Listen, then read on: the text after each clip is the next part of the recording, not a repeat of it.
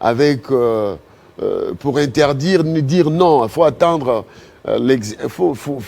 l'exécution avant de tout casser. Il faudra d'abord attendre qu'il y ait une commission mixte et contrôle. Et les choses tournent en longueur.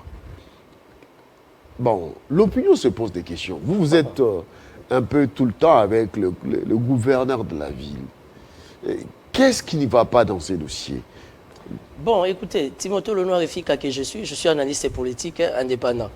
J'aime bien suivre de près la situation politique, mais plus particulièrement la situation au sein de la ville-province de Kinshasa capitale. Et je suis parmi les personnes qui se sont beaucoup attaquées au gouverneur Ngobila. Mais je ne me suis pas arrêté là, j'ai fait une sorte de rapprochement. J'ai compris qu'autour d'Ngobila, il y a la volonté politique de bien faire les choses. Mais il y a un problème, vous pouvez avoir la volonté politique. Quand vous n'avez pas les moyens de bien faire les choses, ça veut dire que vous n'allez rien réaliser. Et la question sur Zandou, une fois de plus, j'applaudis la démarche de Fachi Béton, chef de l'État. Il a été très pragmatique, il a été très flexible, il est descendu sur place afin de traiter cette question. Aujourd'hui, si, entre guillemets, il y a un conseiller qui se retrouve, ou encore qui s'est retrouvé au marché central avec M. Assad, moi je crois que la responsabilité revient à nos services de sécurité, savoir comment discipliner les choses, parce que la parole du chef de l'État, automatiquement, c'est une ordonnance, ça veut dire que c'est oui et amen. Le chef de l'État ne peut pas parler tout en étant encore contredit. C'est là où maintenant, Timothée Lenoir-Efika que je suis, étant politique, je ne sens pas l'implication, je ne sens pas l'interactivité, je ne sens pas la vivacité de l'actuel directeur de cabinet au sein de la présidence. Ça, c'est ma lecture à moi, étant politique. Je ne sens pas son interactivité. Parce qu'un conseiller ne peut pas aller à l'encontre au dire du chef de l'État. Et ça, c'est dangereux.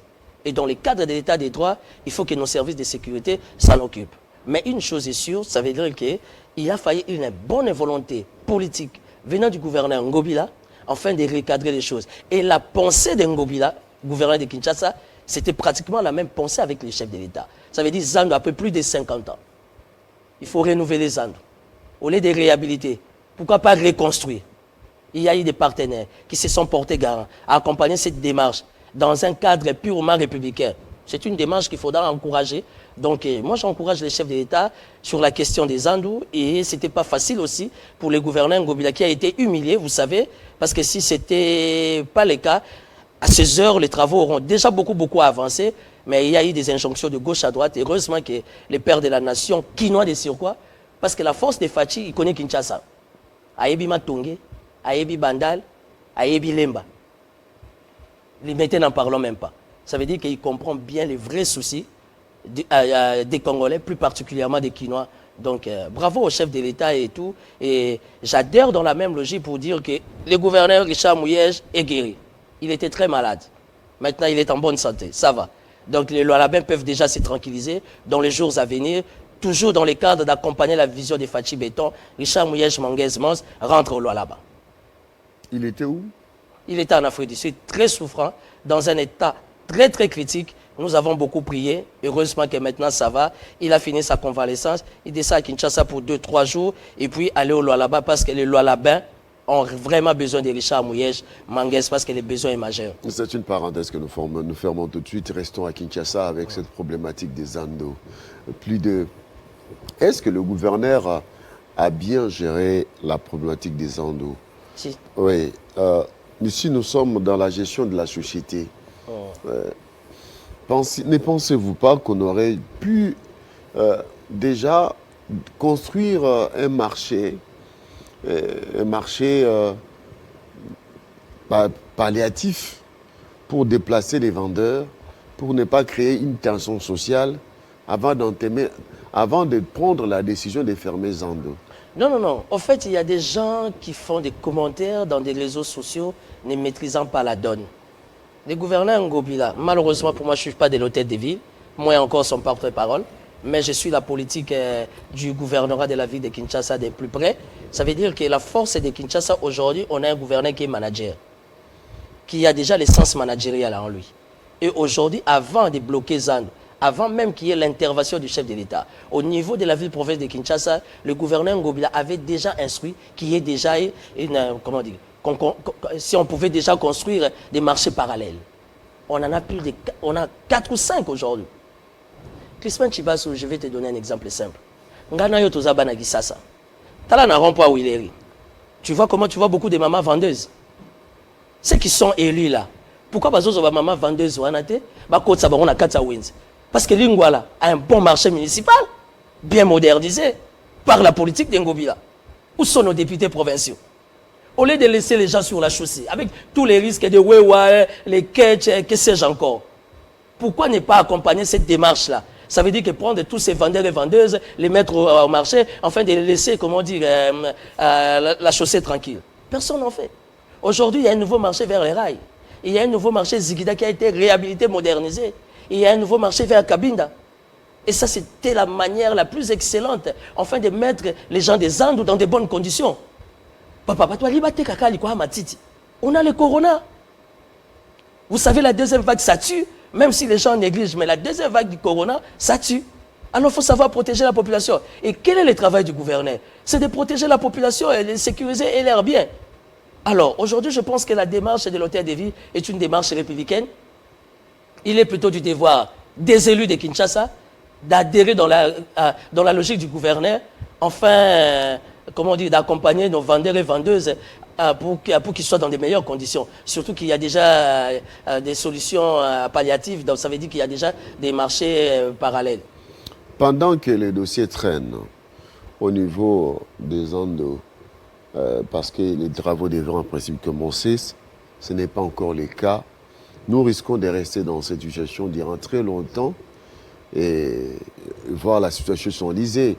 Et lorsqu'on parle d'un Libanais qui est impliqué, donc, on sent les espèces sonnantes et on sent vraiment que l'argent coule à flot.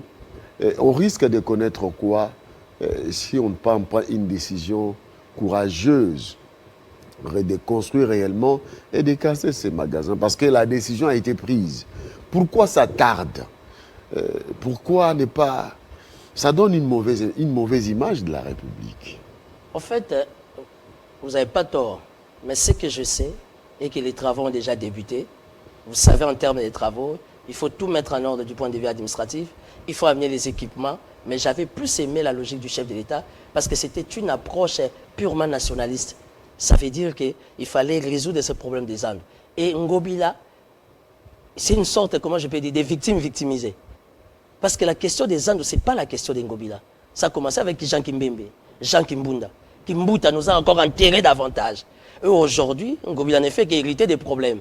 Heureusement, ayant l'esprit managérial, il a fait ce qu'il pouvait faire. Et quand on disait à l'opinion que si on doit bloquer Zando, on doit commencer les travaux, ça sera sous l'impulsion du chef de l'État. Les gens n'ont pas cru.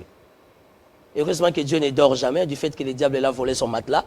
Et le chef de l'État est venu lui-même en personne au sein de l'hôtel de ville régler cette question. Ça veut dire qu'aujourd'hui, les gens peuvent s'apaiser. On a tous ces murmurés là par rapport à la question des sauts de moutons. Combien de fois vous et moi on s'est fait des phares?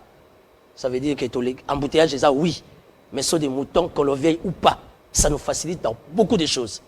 Alors, que l'opinion se tranquillise, que les gens se mettent à l'aise, qu'on laisse les travaux descendre, prendre son cours normal, et une fois réhabilité, il n'y a pas que Zandou. Il y a aussi un grand marché de Matadi-Kibala. Les gens ne sont pas informés. Matadi-Kibala, il y a déjà le go. Les travaux doivent déjà commencer.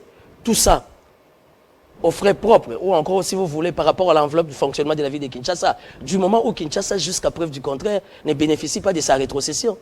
Vous savez que nos provinces, s'ils ne bénéficient pas de leur rétrocession, ça veut dire qu'aucune province ne pourra bien se mouvoir, excepté des provinces qui bénéficient des redevances minières.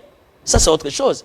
Mais Kinshasa, c'est vrai, il y a des ressources. Mais quoi en termes de ressources? Il y a beaucoup de priorités. Il y a des routes à responsabilité provinciale et des routes à responsabilité nationale.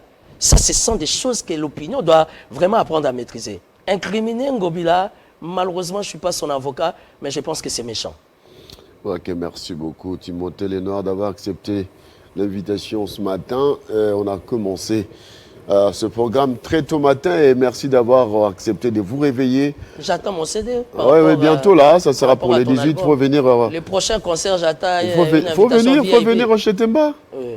Il faut venir à Chetemba, il faut venir. Parce que je suis chrétien, pratiquant, donc un politique qui aime le Seigneur. Donc, je viendrai avec madame être accompagné. Bien sûr. Nous viendrons implorer la grâce de l'Éternel. Allez, merci à Timothée Lenoir Merci beaucoup. d'avoir accepté l'invitation. Mesdames et messieurs, c'est avec au revoir de Timothée Lenoir que nous vous disons merci d'avoir suivi ce programme. Nous allons vous retrouver la semaine prochaine, le mercredi prochain, pour la suite, pour notre prestation avec beaucoup de plaisir toujours.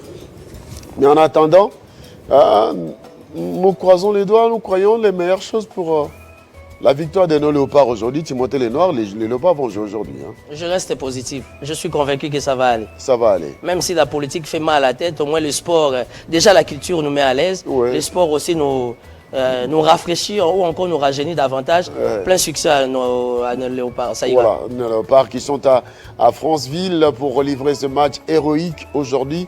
Même si on nous a amputé de nos grands joueurs, nous savons très bien que ceux qui sont là vont mouiller les maillots pour réellement chicoter Fimbu, les Fimboulisés. Voilà, mesdames et messieurs, ça n'est donc fini. Au revoir, à la prochaine.